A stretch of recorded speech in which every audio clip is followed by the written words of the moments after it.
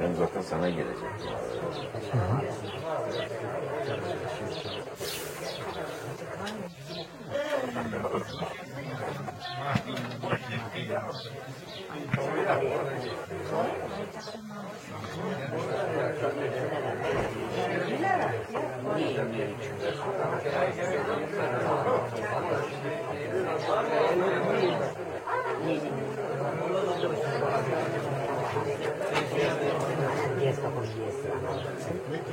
Non güneye kışkırtıyor köpekler.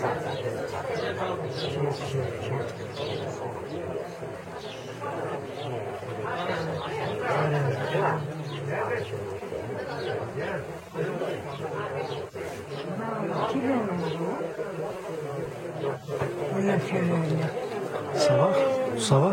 Ma mesela bırak filmlerde. İnsanlar seçilmeyecek. Ne yapıldı? Ben seyretmiyorum. Sandalye ottan yapıldı.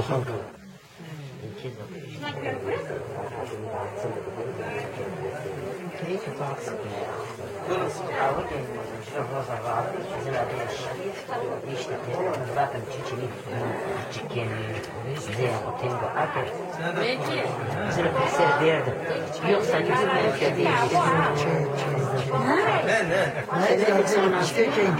Ela 3 yaşında. Açıya kırpatını kıradzılanla ilgili bir şey.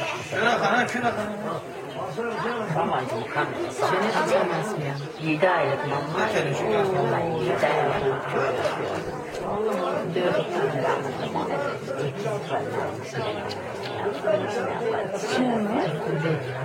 Yapar kim yapar?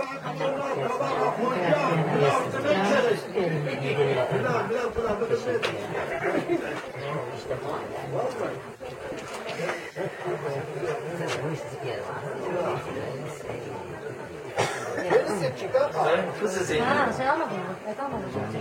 Vejne.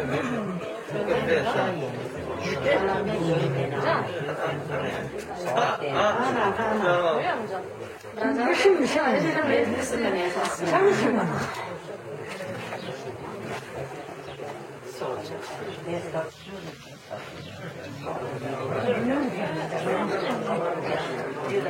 Semih'e de kul geldi.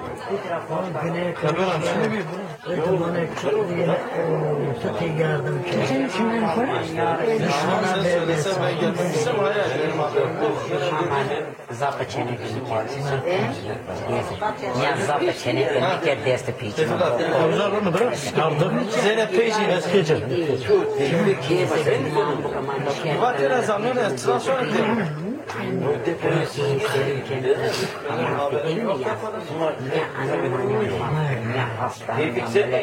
Ya kaçırma gerek bir şey ya.